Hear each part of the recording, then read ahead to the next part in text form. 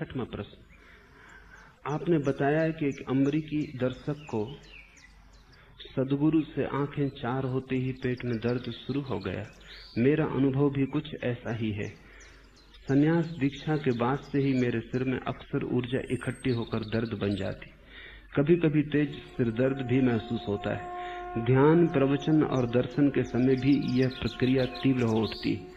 सिर में तनाव और शरीर में पसीना भी आता है। मैं क्या करूं?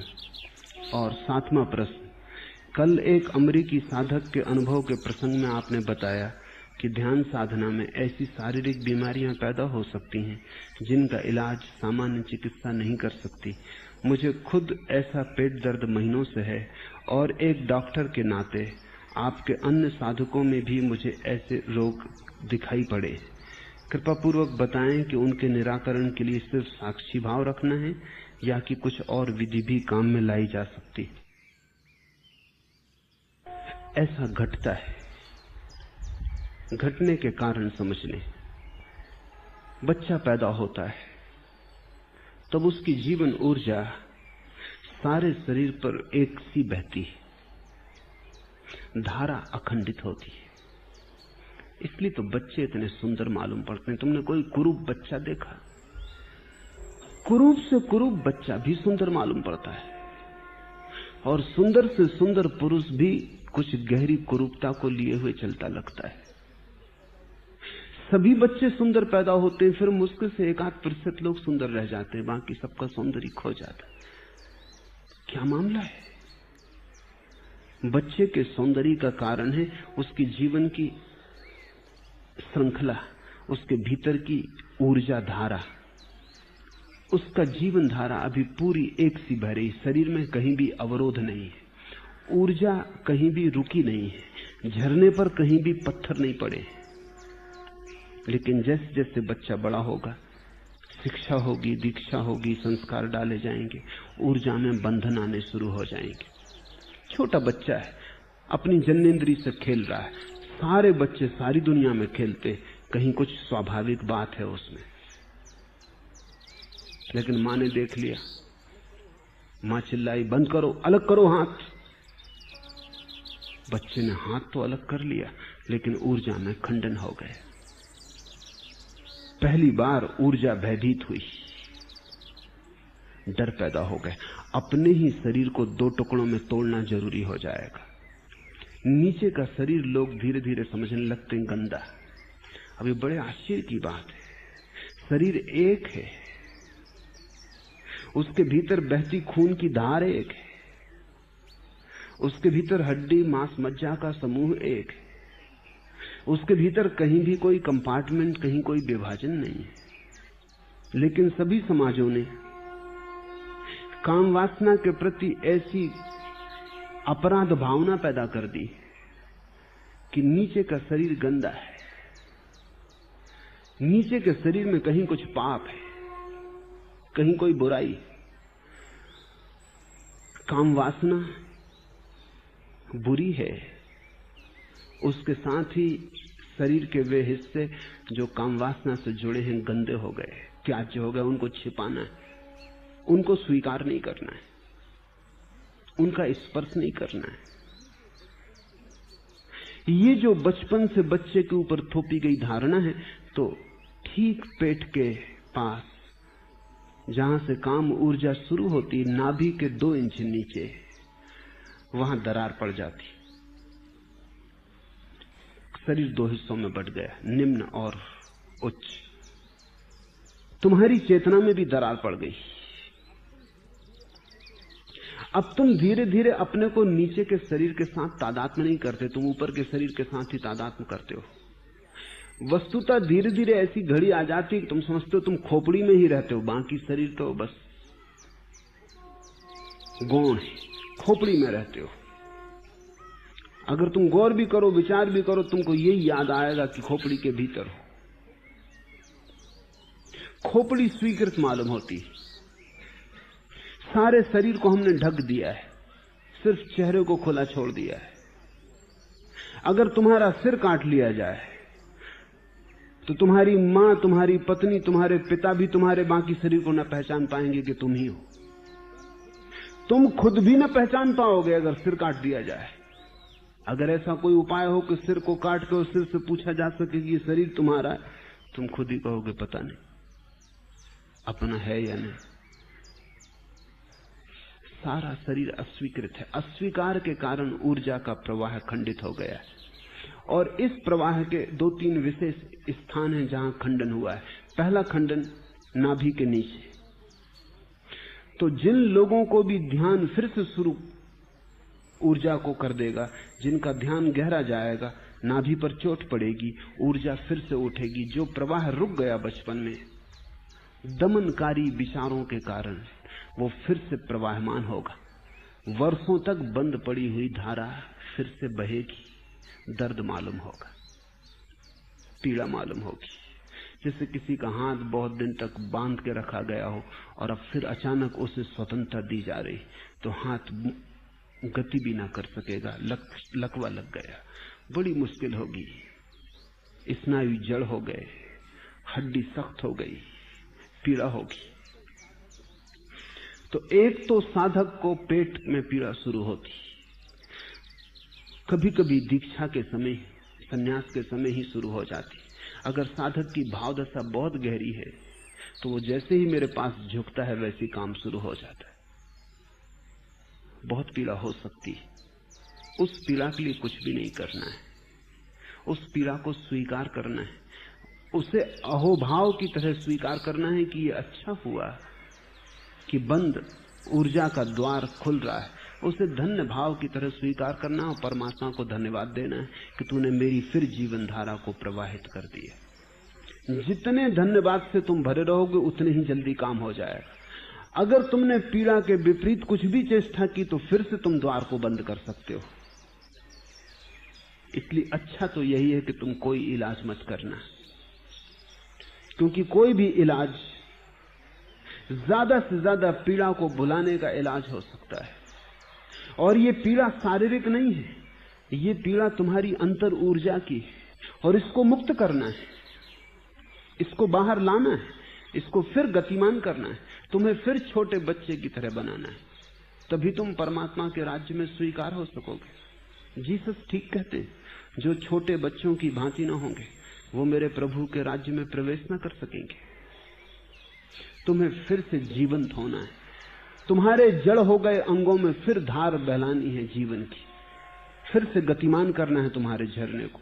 तो एक तो चोट लगती है नाभि के पास और वो वर्षों तक भी रह सकती। अगर तुम उससे लड़ते रहो, अगर तुम कोशिश करो कि ये ना हो, तो अभी भी तुम जो खाई पैदा हो गई उसे पूरी नहीं होने दे रहे।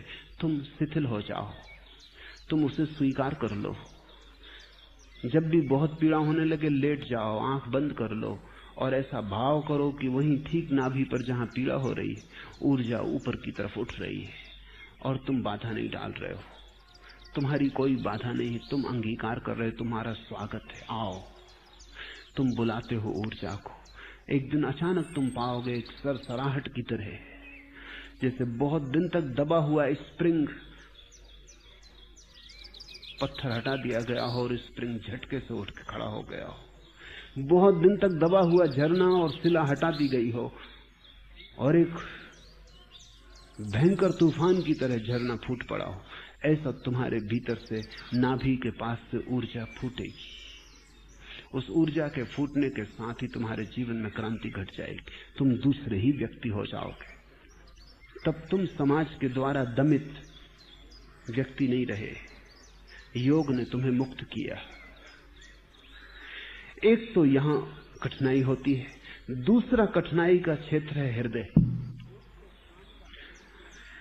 एक तो काम का दमन किया है समाज ने, तो वहां अड़चन है। दूसरा प्रेम का दमन किया है, वहां अड़चन है।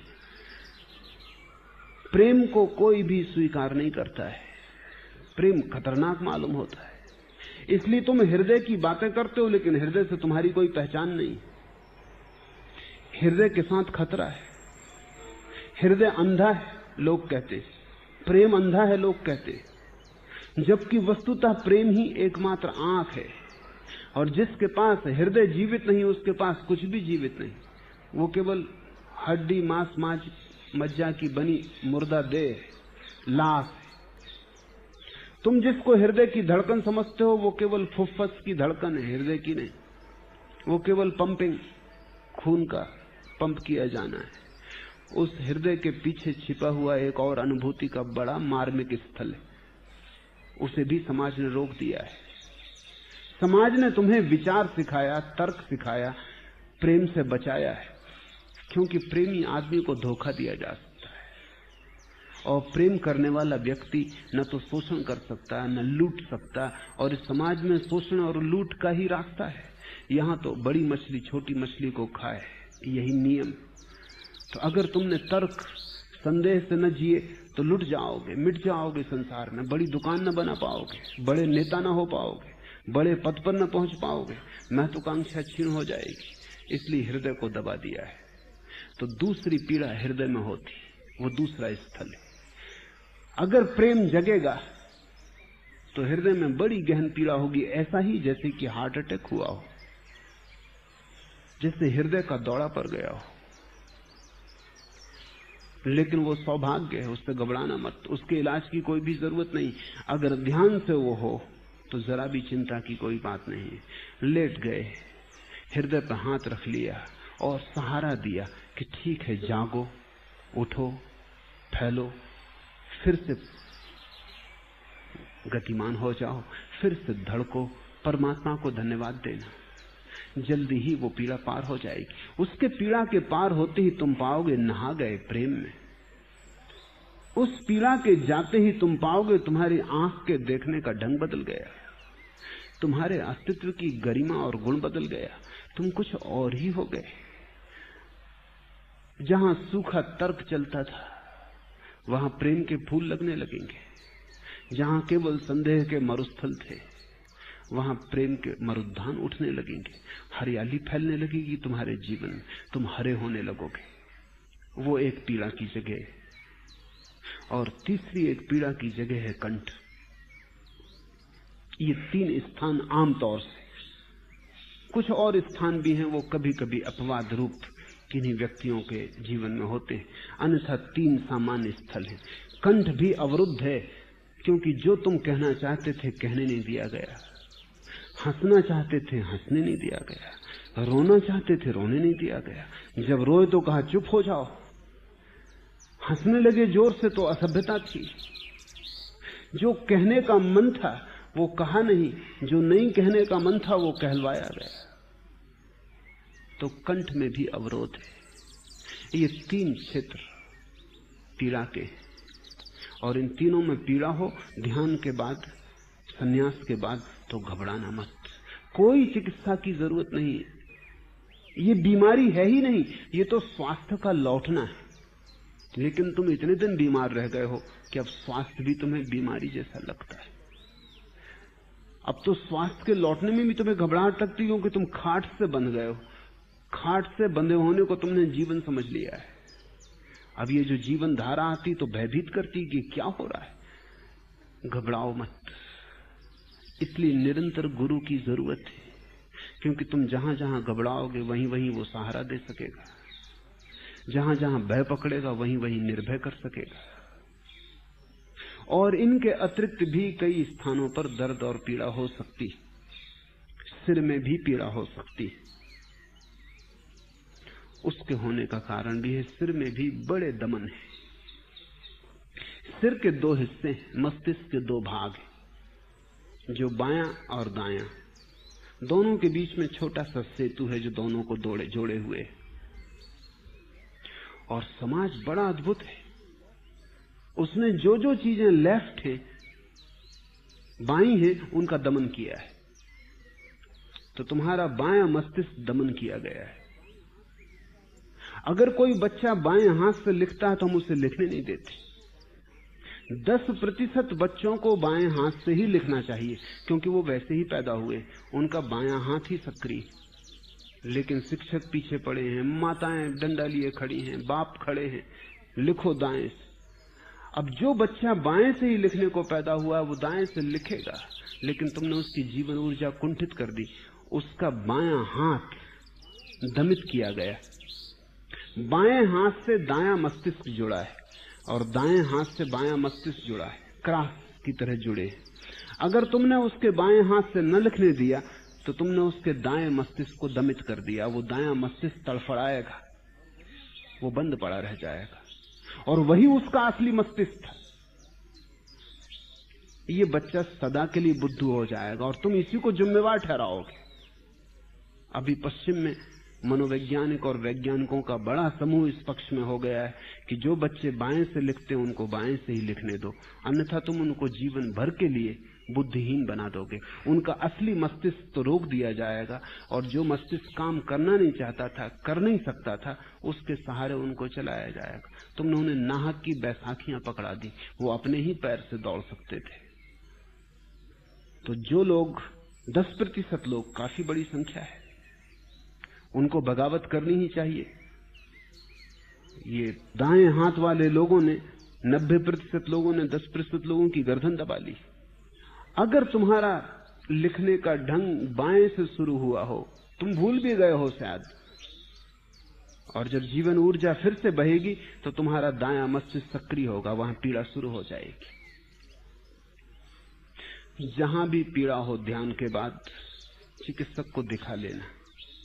अगर चिकित्सक कहे कि शरीर में कोई खामी नहीं है, कोई खराबी नहीं, तो फिक्र मत करना। अगर वो कहे शरीर में कोई खराबी है तो दवा ले लेना। अगर शरीर में कोई खराबी नहीं है तो ध्यान से जो काम हो रहा है उसकी कोई चिकित्सा नहीं, चिकित्सा की जरूरत नहीं। वो तो स्वास्थ्य का लौटना है। वो तो ऐसी धार हो गए हो तुम नदी की, जहां सिर्फ रेत रह गई है, पत्थर पड़े रह गए, कहीं कहीं डबरे भरे रह गए। वर्षा हो गई है ध्यान की, फिर से जल आया है नदी में, फिर से धार बहने की कोशिश कर रही। कई जगह पत्थर तोड़ने पड़ेंगे, आवाज होगी, पीड़ा होगी। कई जगह मार्ग बनाना पड़ेगा, पीड़ा होगी। लेकिन ये सब पीड़ा सौभाग्य है। इसे अगर तुमने धन्यवाद से स्वीकार किया और परमात्मा के प्रति अनुग्रह का भाव रखा, तुम पाओगे जल्दी ही पार हो गई। साक्षी रहना और परमात्मा को काम करने देना। अपने को छोड़ दो उसके हाथ में। निमित्त मात्र हो जाने का यही अर्थ है। वो जो कराए होने दो, वो जो न कराए उसकी आकांक्षा न करो।